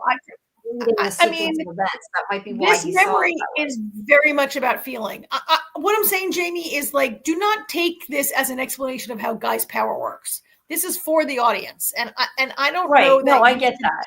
I'm just saying that it makes sense though, because I'm saying, like, if you think about it, if somebody says to you, think of your memory, do you, when you think of a, and maybe, I don't know, maybe all people are different, but like if I think of a memory, like if somebody said, if you said to me, remember when we were at the Harry Potter park, like I don't think to myself, when we went to the Harry Potter park, we did this and we did that. Like I don't narratively think Oh, but Jamie, thoughts that's not a like somebody specific would. I memory. see an Like image. Guy instructed him to think of a specific memory. And if you said to me, remember when we walked all through the beginning of like Dumbledore's office and we Yeah, like I think I get what you're you're saying. I think giving. you're missing my point of what I'm saying. I'm just saying that when you evoke, at least for me, when I see a memory, like I don't think about it like I'm telling somebody a story. I see an image. And I'm saying it may just be he saw it because it's somebody thinking of memory as opposed to somebody thinking of thought. I don't know if what I'm saying is getting across because it sounds like I'm it's not. It's saying not I'm important. saying you said to me that you thought Guy, like you're surprised that Guy can see the memory. And I'm saying don't take this as an Oh, right. explanation of He God may not be changing able to. Guy's Yes. power and that Guy is seeing it. We're seeing it because we need to see it because this is TV. Right. Right. No, you're totally right. I'm just saying that it might just be because it's a memory as opposed to like a verbal thought. I was just making a point. Like when you see a memory as opposed to thinking a verbal thought, it doesn't matter. Like It, if I think doesn't this is all right. This is way too much. This is 6 episodes. This does yeah, not I matter. know. Do it. Anyway, he has this memory of being on a horse, being scared, and then like leaning into it and enjoying it. Yeah. And he believes them and he's like, oh, this is cool. Yeah, okay, you have a deal. And You have a deal Guy, to sell me your mind reader, right? Basically, he's going to right, enslave Guy to be his mind reader. basically. And then Guy says something else about the other room. I forget what he says, but he gets him to go in as well. Before Guy listened to the memory, he said, it's very noisy in there. Can you, like, I can't hear. And he sends the one guy to go in. Now we see him get, and what happens is the sound doesn't go down. And then, oh, okay, I couldn't remember why this one guy and then Mafia Vamp says to the second guy, he says, go in there and tell him to turn down the music. And then the second guy goes in there. Okay. I couldn't remember why he went in the end. That was what I was trying to remember. I'm pretty sure they both went in for the music. I think the second guy. Either way, the main guy that he read his mind, he eventually goes in the room as well and gets killed, was my point. And then we see him climbing back down the side of the building. And Doris. Can we just talk about, you don't have a good shot, or maybe it's coming, of what happened in that room? Are we going to get that shot? Do you have the screenshot? I did, but I didn't take super bloody. He comes because I didn't want to take the one with all the severed heads. I kind of avoided. I want to really talk about that and the quality of I want to talk about the insanity of that scene, the blood and gore everywhere. There's one severed head. I got one severed head. This is it? This is all we got? No, there's other. I don't think I got ones of the actual heads. Oh, there's all this blood on the door back there. Yeah, I was trying to avoid it to get it too. Why? I really want to talk about it. I think it's kind of important in the way that the show has all of a sudden leaned into it in this episode. And It I has. feel like I would agree with that. this scene is sort of almost like a big moment of the show changing from being like boring winery blah blah to being like, oh, we're leaning into the gore. Like there were all these like rubber heads that were kind of crappy, and there were all these torn off limbs, and there's blood covering everything. And I was like, holy crap, this is actually kind of fun. Yeah, it changed. And it's a level of gore that I didn't expect to see from this show, and that was kind of so over the top and crazy, and so kind of not that great special effects. Like there's a leg, there's a leg. He took the keys to the suitcase out. Raglan did. Oh, that's now my question is: does that guy have on red socks, or is his sock that's a red sock? He has red socks. That's funny. But all that blood on that wall, right? Like I just thought this was kind of like.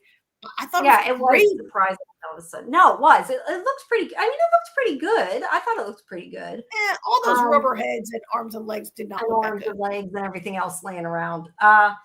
Yeah, and now the point of that also is the revenants are very violent, right? Like a revenant doesn't just like kill somebody by taking their blood; it rips them apart because they're like stronger. I did really kind of enjoy the part where Guy can see through the doorway, like all of this blood and gore we see, but we never saw the killings. Like we saw Guy sees the doorway, and we just see like Checkers grabbing a guy, and then we never, like we didn't see any. Kind of funny though. It didn't bother me. I thought it was kind of funny that it happened like that on screen. It was campy and funny. And we never saw the killing, but we saw all this gore afterwards. I thought it was kind of great. It was, for me, kind of a highlight of the episode, how they did that. Yeah, I like how they did it.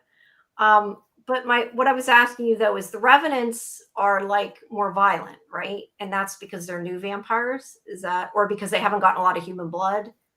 Well, I mean, so I don't think they get any human blood. It doesn't look like Jasper's giving them human blood. It looks like he's giving them ferrets and chickens. I mean, there's a bunch of things. A young vampire is kind of ravenous, right? They're not, but like Jasper, I believe Checkers is wearing that Hannibal Lecter mask the entire time and is unable to. Oh, he still is. You're right. I didn't realize he was. I was going to say, why did he not try to drink it? Because he gets a bunch of human blood. He might. No, there's his teeth. He does not have the mask on. Look. Or you can see him? I can't see him. Wait, let me enlarge this on my screen. Oh yeah, there's his teeth. All right. He's allowed to. I guess my point is that's why I'm saying, unless that was just a dumb mistake they made, I'm questioning, like, why did he not try to take their blood? And I know that, like I said, he's a younger vampire, so he could be more violent for that reason, but you would think he would have tried to drink their blood. It doesn't matter. Again, that's asking too much of this show. That's not the show we're watching. Right? Probably. Yeah. So anyway, Guy gets brave all of a sudden, and he's like, "You're going to give me the book, or I'm going to kill you." And he's like, "What are you talking about?" And that was awesome. You're so dumb, Guy. He's like, "I wasn't here for no book. What the hell, man?" It's like, "This is blood. I want vampire blood. I don't want a book." And which is why he wasn't concerned he was shot. I kind of wondered earlier when the vampire, or not the vampire, the bald guy said something to him like, "It'll be fine soon," or something like that. I kind of wondered when he said that. I thought, are they going to give him vampire blood? But it didn't click that he had all that blood. He does at least give him a vial. He's like, "Here, you can have one." It's worth a lot of money. He's going to sell that. Raglan is not taking that for his own use. He's going to sell it. Child. No, I assume some of it might be for his own use, but yeah. No, he hasn't taken the gift. He doesn't have the gift. He might use a little for that gunshot wound, but he's going to sell it. Yeah, no, I don't mean he's going to use it to turn into a vampire. I would think you'd need more blood than that to get the gift. I just meant he might use it like. Well, you need someone to bite you and drain all your blood out of you. You can't just take vampire blood. Yeah. Either way, it heals wounds. We know it heals tumors and stuff, or not tumors, but cancer, it seems to. Well, so this is the blood of an ancient. This is the blood of an ancient, so it's very powerful. And I think if vampires drink it, they will become stronger. I think. I Probably, but think I I assumed he think was selling it to other humans, didn't you? Or you think no, maybe no, to no, other no, no, vampires? no. He's dealing it to vampires, I think. What can I ask what makes you think that? Because I mean, we don't really know. He doesn't see anybody else. He just takes it to sell. That's all we know. Because if you just want to sell it to random people with cancer, you don't need the blood of an ancient. The blood of any vampire will do. This I is the guess blood that's of true. ancient. But I kind I of mean, assumed it was just that they kidnapped a vampire. They were taking their so, blood, not so that they in the necessarily Anne knew who he Rice was. in the Anne Rice universe, vampires become more powerful as they age. And so this ancient vampire who like what does Jasper say? He's like thousands of he could be like 1,000 years older, right? So He said so. if a vampire drinks the blood of an ancient vampire, they can gain strength from it. Okay. That makes more sense. I just didn't know. That's why I was asking, like, what made you think that? Because I didn't realize that. And that's So interesting. if you are made by an ancient, you're stronger than if you're made like Louis is so not Louis Lestat is so strong partly because he was made by a pretty old vampire. Like the Okay. older the vampire who makes you, the stronger like you are. Yeah. Well, at any rate, guy throws his pills out. He's done with blocking his So I thought this was pretty dumb. Like, why would you pour them out the window? You know why? Because the director thought it looked cool for them to be poured out the window. Right? Yeah, I thought the same thing. Like, you do not pull all those drugs out a window in the middle of New York, right? Just in the middle of a New York street. Let's pour some. It's London. It's London, but yeah. Or via London. I meant London. They're in the other place now. London. I know. Because and you're right, Golden Child. Yeah, it's like the ancient Vampire Diaries. Yes, I know they were like that in Vampire Diaries, but I haven't known. I think they just thought it was cool, and I feel like this is something I maybe have seen in other like. I almost was surprised that we didn't see it from the top with them all like falling down from this POV, right? Yeah. That he just pours. Why not just throw the bottle in the trash can or whatever, right? Or just leave it. Because like, that wouldn't look as cool, man. It wouldn't look as cool. All right. Hold on. But I guess this is supposed to be Guy is now going to embrace his power and stop trying to prevent thoughts from entering his mind. Yes. Which I kind of wonder if something's going to go wrong where he's going to be like, I don't have any medicine. Well, every decision he makes is bad. So I think, yes, this will go wrong. It might be. Yeah. All right. So Jasper comes in and, I expected Guy to be more like, because he always says it's like the book isn't here. I almost expected him to be like, I didn't do it. And like, because of the way Guy is, like thinking that he would actually think he killed those people. Oh, yeah. You know? But he didn't. He didn't. That's what I was thinking he was going to say. But he's just like, book isn't here. He gives him the blood. The one that, the vial of blood. Now, I wanted to ask you about that because I feel like Jasper was a little surprised. And I feel like if this was a different kind of show and if Jasper was a good guy or had potential to be a good guy, I would think that maybe he'd look at it like this shows that Guy is a good person because he doesn't care about it. I don't think that's the case here. I'm saying that like if it was a different show, I'd think that. But I kind of wonder, like, did he give it to Jasper to show he's on his side? Did he have a motive behind giving it back to him? Was he afraid he'd find it? Like, I don't know if it means anything. And maybe he just, like, honestly didn't care. I just was kind of curious what you thought about the fact that he gave him the vial back. Like, he could have kept it. Well, he didn't get it back. It's the proof that it's the proof of the story that Raglan was there to buy blood and not the book. Well, but wasn't the whole... Oh, I was thinking the whole suitcase was still there. It wasn't just that was. You're right. Raglan James walked off with the suitcase and just... Yeah, I was thinking the suitcase was there. Okay, that does make sense. A little more sense. It's the proof that, like, look, it was a deal for blood. Look, here's the blood. Yeah. Otherwise, why? And Guy has no use for that blood. Right. Well, I mean, I don't know. I kind of feel like if I was a Talamasca agent, I'd think, well, I might end up getting in a dangerous situation again at some time, and this blood could come in handy. I'm thinking ahead. Yeah, Guy's not smart, and he's not. I know, Guy's not smart. It's proof to Jasper that he's not lying. No, it is. I had thought about it that way. I was thinking, for some reason, I was thinking the case was still there. Okay, so now again, I missed something here. How did he know where this was, or was it just in the next room? I wasn't sure if there was a It's in the point of how. bedroom. We saw the whole thing happen through that No, no, no. doorway. We've seen it before, and we know that it was a setup, and he knew this. I was just wondering if it's shown, like to Guy, how he knew he was in here. I didn't know if I missed something or just didn't show. It's the bloody bedroom. This is the part of the bedroom we didn't see. Look at the blood everywhere. It's in the same room. Okay, I thought it was a different room. I didn't realize. Isn't there blood everywhere in this room? I don't know because they only show that corner. Or maybe not. No, there's not blood. It's a different. It's there's not blood. It's part of the suite of rooms they're in. Yeah, it probably is. I hadn't thought. But Jasper knew. We believe. Yeah, Jasper. You and I agree that Jasper knew, right? Yeah, I think so. I mean, they didn't outright say that, but that's what makes sense, definitely. But he comes upon this old wrinkled guy. He says it's probably 600-700 years old. He says it's a vampire that they've been. Yeah, real old vampire, real old guy vampire. That they've been keeping him captive and draining his blood.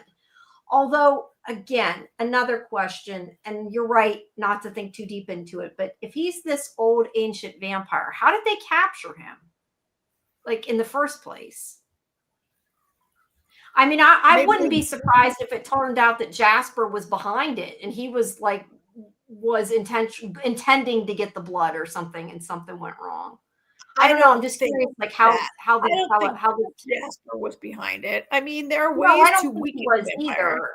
I'm saying I could see that. I'm just asking, like, how these vampires got an ancient. If you're saying that they're so strong and everything, how did they capture him? Surprise him while he was sleeping. Got him. That's why they sleep in a coffin, because that doesn't happen, right? That's what you said. Well, they don't all sleep in a coffin, but that is why some sleep in a coffin. Yeah, because you can lock it from the inside. I mean, maybe they had overpowered him and put him in the sunlight that weakened him. That's true. Maybe they. Again, doesn't matter. The show's not interested in that part of right. No, you're right. You're right. These plot things are not. But yeah, it's basically they've kept him barely alive so they can drain his blood and sell it. It's a very horrible, horrible thing that they're doing, and that vampires are doing to another vampire and to an ancient. Right? It's terrible. It is, and he asks him to kill him. And yeah, see, I was thinking that's Jasper to kill him. See, I was thinking, I don't know why I was thinking that whole suitcase was there, because I remember thinking like technically he could probably heal him with the blood, but it wasn't there. I don't know why I was thinking that, but it clearly was. Yeah. So he rips his head off, and no, I didn't take a picture of the head. Sorry, I should have, but I didn't. Because he rips the head off and then he leaves it there sitting on the comforter and they leave, right? Like it was kind of this crazy latex head that. Yeah, let me see if I might be able to find it real quick. Maybe. It's okay. You don't have to. Were you trying to not have like blood and gore? Well, I didn't know if I should show the gore. I guess is more sometimes I don't know how YouTube will handle too much, but. I mean, we did all watch this. All of us saw it already. So. Yeah. And it's not there. Wait, there it is. There. I updated it. There it is. There's his head that is sitting there like on his own chest, right? Kind of. Yeah. So Jasper took pity on him and ripped his head off. And look at his neck. Look at the blood coming down his neck there. It's kind of like. Yeah, there's a lot of blood because he ripped his head off. That's generally what happens, right?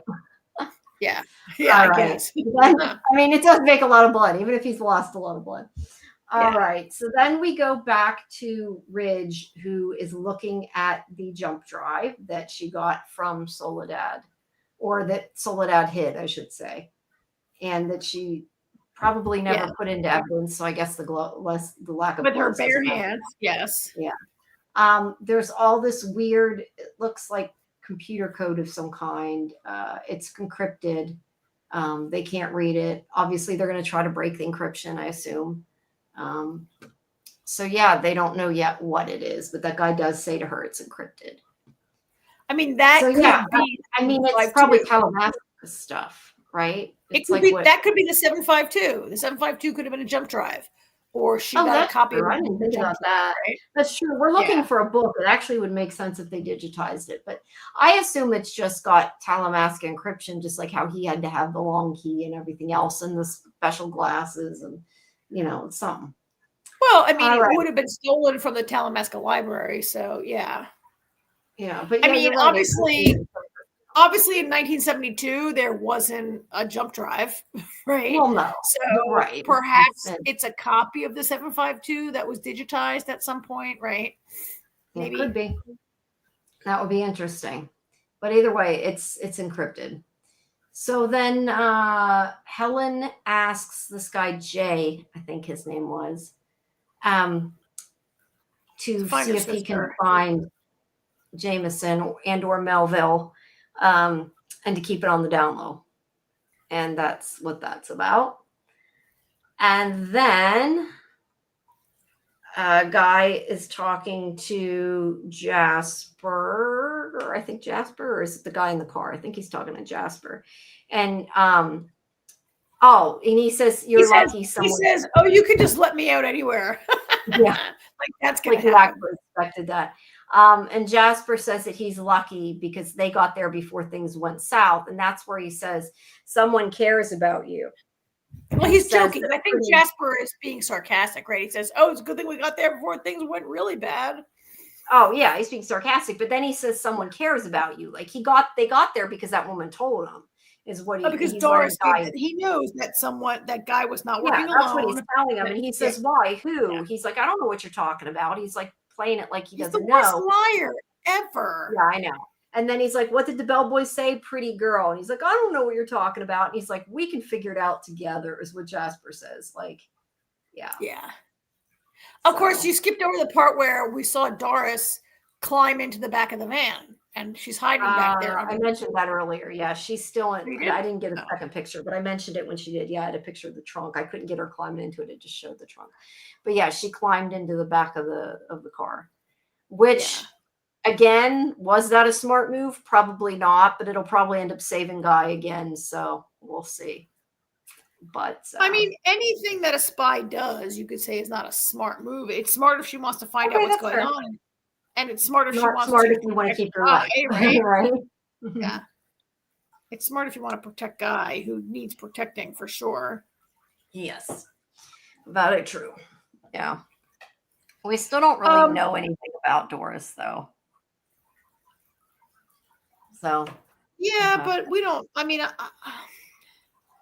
I don't know that we need to know much about her or that we will get much about her because we only have 2 episodes left. I'm just saying we I don't really agree. And there was something I wanted to say. There was something we were talking about when they were in the car, and Jasper says there was something that we were talking about earlier about Guy, like a big plot hole, and I can't remember it. It came to me for a second just now. They get in the car, the pretty girl is following you. Oh, it'll come to me in a second. It was something that we discussed during the watch party earlier tonight, about a plot hole, something guide. I can't remember. It just was in my head 1 second ago and it's gone, but maybe it'll come to me in a moment as we discuss the end of this episode. Or maybe it was the bit with Helen. I don't know. It'll come back to me. I mean, there's plenty of them, right? Yeah. Yeah, exactly. It's not the tightest plot, but it's only 6 episodes. And I feel like with this episode, I mean, the show kind of changed a little bit with this episode and became a little bit of a different show, I think. Once we got all this blood and gore and this, like the tone sort of shifted, I think, a little bit. A little bit, yeah. Yeah. I mean, it was good. Like I keep saying that, and I keep feeling like it was good, but it wasn't great. It was better than last week. It's getting better. I know what I was going to say. There's a part earlier in the episode where Jasper is telling Guy why he wants the 752, and he says, this book gives the location of every vampire living today. And like, we can't let the Talamasca have it. I need to get it so I can find them all and make new vampires. And yeah, because there's not enough. Yeah, but the 752, how can the 752 give the location of every living vampire today when it's been missing since 1972? So it gives you Yeah. the location of vampires who haven't moved in 50 years and who were alive 50 years ago. So any vampire born, created The strong vampires. But you're 72 right. Like should if not they be don't in it, have, right? yeah, but like he says, there's not enough of them. But that's my other question is, then why doesn't he just make, like you said, why doesn't he just make more regular strong vampires? Like he doesn't need to know the location of other vampires, just make new ones. I I'd mean, be a I little think too that much. must be part of his plan. And maybe he wants to find all Yeah. the vampires to like form a union Well, and I make mean, more or whatever, right? yes. But Yes. but to say that the book gives the location of all living vampires is just doesn't fit with what we're told about it being stolen in 72. And I'm not Not unless sure if it's been updated and digitized. well, it hasn't been because it's been missing since 72. So unless No, I someone's mean, if it is on that jump drive, that's the reason too why I don't know that it's on that jump drive, unless she okay, somehow but scanned it. but but like but let me just finish here. It's been missing since 72. It's not possible that it tells where all vampires are. So is that bad writing? Or is Jasper just like saying some shit and hoping Guy won't notice that it's factually incorrect? I think it could be both. I think Yeah. it's more likely they probably just didn't think about it that much. Yeah. Yeah. Because like vampires made in the last 50 years, so it wouldn't tell you the location. Okay, so Daniel Malloy is a very public vampire. It'll tell you where he is, right? Because he was made in the last 50 years. And certainly he's the only one I can think of, a named character who's less than 50 years old in vampire years, right? But So he certainly there wouldn't be are, in it then. Right. right? But of course he's on a book tour and he's easy to find. Yeah, they're not gonna worry too much But about I, him. I just thought that was a huge thing, like a huge kind of hole that really runs counter to what we've been told. And like, could it be an oversight, or is it like Guy is that dumb that he doesn't say like, "What are you talking about, Jasper? It's been missing since 72. How can it tell where everybody is?" Yeah. I mean, I kind of just assumed it meant like all the old vampires up till that point. I didn't really think He that says much every about it. You're vampire. right. He No, says he it does gives say location every for every vampire, every living vampire today. Yeah. No, you're right. Um, He does say that. I'm just saying I hadn't thought about it when he said it. I mean, Not that deep. so that makes me wonder if the jump drive could be it, because yeah, it would have to like it was digitized somehow for her to get it. And also, a part of me wonders, does Jasper have it already? And he's He just might. messing with Guy. He could have been the one that killed Archie, or probably was the one that sent somebody to kill Archie. Oh, yeah. He might have killed Archie at Kevis, and he's just Yeah. messing with Guy for whatever reason, right? I mean, I feel like Yeah. he's trying to turn Guy. I mean, Guy says he's turned, but Guy, in this episode, I started to Turn feel to like his maybe side, not turn to a vampire, just to clarify. turn him to a double agent or a triple agent Right. or an whatever. Yeah, not to turn him to a vampire. Correct. Thank you, Jamie. Because Guy, this episode, I started to feel like Guy really isn't trying to take down the Talamasca. He's saying that to get closer At to. this point, I don't think he is, but maybe I'm wrong. I don't know. Last week, I felt a little more like he could genuinely be. I think Guy thinks he's playing a con with Jasper. Yeah, but he's not. I think Guy has a better chance of learning about his mother from Helen than he does from Jasper, and I think Guy knows that. Yeah, I would agree with that. All right, so a big improvement this week. 2 more. I don't know if our chatters think it was better. I think Kelly mentioned she thought it was better. I think maybe in our earlier conversation, Kimberly mentioned she thought it was better, right? I don't put words in your mouth, Kelly, if it wasn't you. But I think people thought it was, I think Kelly might have said it earlier in the chat tonight. People thought it was maybe kind of, better, partly because stuff is actually happening, right? Yep. Yeah, Kimberly, I like this episode better. But I think some of the other characters better, like Jasper and the actress who was part of the coven, Doris, yeah. And Kelly thought it was good too. So yep. Well, I'm glad y'all liked it. And All we right, have 2 episodes left, so not, very much to get through. Yep. So Scarlett was away this week, right? And so she's not here tonight. I'm going to be away next week. And so it'll be you and Scarlett next week while I'm away. All right.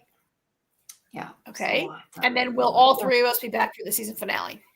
Yes. Yes. And we will resume our the rest of our Lazarus deep dive this Wednesday. We skipped last Wednesday because Scarlett had been gone. We just did tonight's with this. Any plans on covering it? I didn't know if it was any good. Honestly, I missed when it came out because I realized it just came out. It's been coming up in my queue. Yeah, well, I wish I had realized it because I didn't request interviews or anything, and I could have, and then I realized it came out, but I didn't know it was sci-fi. If it's Robin Hood, I assumed it was just Robin Hood. I haven't really looked into it. Is it good? I guess is the question. Golden Child. Maybe we'll have to try it and watch it and see if it's any good. Yeah, I don't know, but yeah, it's started already. So now I'm looking at it on my. I mean, I don't know if it's just a straight up Robin Hood. It's coming up my queue. I haven't watched it yet because I've been trying to keep up with some other stuff. I mean, it could have. I don't know if it has sci-fi, but there's always like some kind of like magicians and stuff in the court, right? Yeah, that's what I thought. I'm sure lots of fantasy stuff I don't know about. And there might be, it's Middle Ages, so there could be like some pagan stuff or whatever. So I don't know, but I don't know if we're planning on covering it. Although we, I mean, if it's good, we could maybe check it out and see. It's very good forest spirits. All right. Well, I'll if I have time, check it out and see. And I wanted to ask you guys, everybody keeps asking if we're going to cover Pluribus, and I keep meaning to watch it. Maybe I watched it. Is it good? Yeah, it's interesting. So I have never watched Breaking Bad or Better Call Saul, which other than one episode for a conference call. So Ray Seahorn, who was a part of that, is the main actress, and it's set in Albuquerque, and it's Vince Gilligan, so it's attracting a lot of people who like Breaking Bad. This is full on sci-fi. It must have been filmed near where Breaking Bad was, and the only reason I know that it's filmed in Albuquerque. Yeah. Well, the only reason I know that is because whenever I was in Albuquerque for Midnight Texas, a bunch of people were going over to where the house was for Breaking Bad, and I was sick and I didn't go. And I remember that, and that was from Breaking Bad. Well, but anyway, I'm not aware that this is part of that universe, and she doesn't. No, I don't think it is. I'm just saying it must be filmed near that. Anyway, it's attracting a lot of people because of Breaking Bad and people who love that actress, but it's a fully sci-fi show, right? All right. So I don't want to give too much away. A thing happens that changes the world and changes humanity, and the main character is unaffected. She's like one of the only person who's unaffected. And it's about God, I don't want to give anything away. It's a little. We should talk about it. So we're going to cover it on Fandom Access. To talk about the basis of it, I think, has already been. It's in the preview and stuff, but it's not really. They're not giving very much away at all. I think so. We're definitely going to cover it on Fandom Access on Tuesday night, starting tomorrow night. I don't think we'll do a separate show for Pluribus, probably, right? Well, I don't know because I don't know if it's any good. I had forgotten it was starting, or I would have asked you guys sooner. Let's see if we like it and see if everybody else is watching it, because I've had a lot of people ask me if we were covering it. So if it's really good, maybe we'll want to. Let's wait and see, I guess, if it's good. It's interesting that there are, particularly in episode 1, lengthy stretches with no dialogue. And it's Apple, right? It's on Apple. More dialogue in episode 2. So I watched the first 2. Looks like Golden Child watched them. Bill Chill watched it. Kelly's watched it. Jamie, you're the only one who hasn't seen it. So get on Apple and watch it. I thought it was, part of me was like, this is really slow. Am I going to watch this show in episode 1? Which is how I feel like every single Apple show. Episode 1 is like, oh my God, what is going on? Can I watch this show? And then episode 2, it gets a little better. I thought it was pretty good. I think it has a lot to say about, I didn't want to spoil it, but you guys who've watched it, that it has a lot to say about our society and what it means to be human and to be in a civilization and to be in a society and what which parties in this show have the better argument for how our life should be and whatever.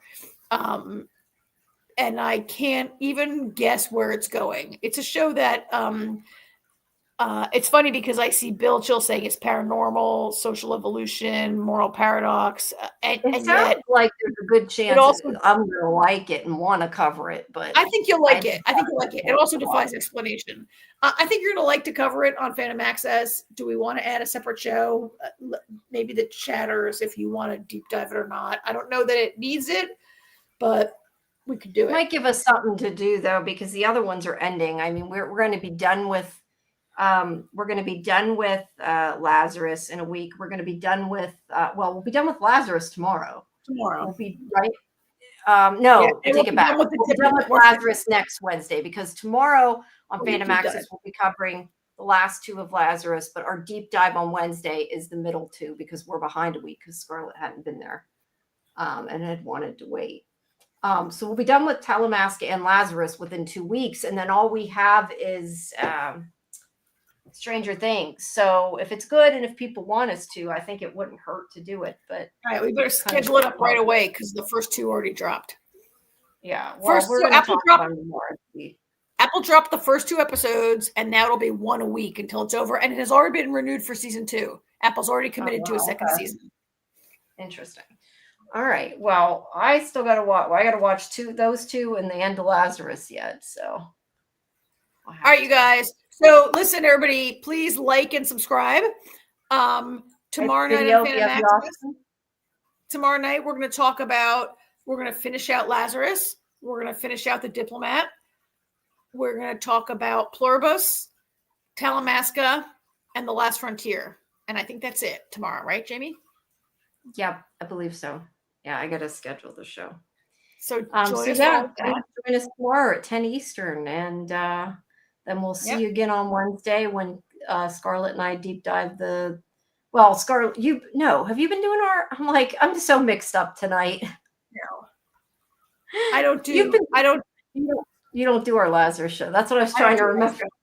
You do not want me on night tomorrow or Wednesday. We'll be deep diving 3 and 4. What? If you guys think that I rant a lot now, you do not want me on a Lazarus deep dive. I know you said some things in the chat, in the text message. I didn't see it yet, so I didn't know what you're talking about. Wait till you see the end. Oh my God, wait till you see the end. All right. I'll have to do that. All right, you guys. Thanks, everybody. Guys, thanks for joining. Please subscribe to Sci-Fi-Vision and make sure you check out our Discord. I don't know did I pin the message? Shoot, I never pinned the message. I should put it in again in case there's anybody here who has not joined our Discord. Please do so for all our schedule and watch parties and all that good stuff. Thanks everybody for coming, and we will see you tomorrow. So good night, everybody. Guys. Where's my hand? My hand's invisible. There it is. Bye. Yeah, I was gonna say, never mind. Bye, everybody.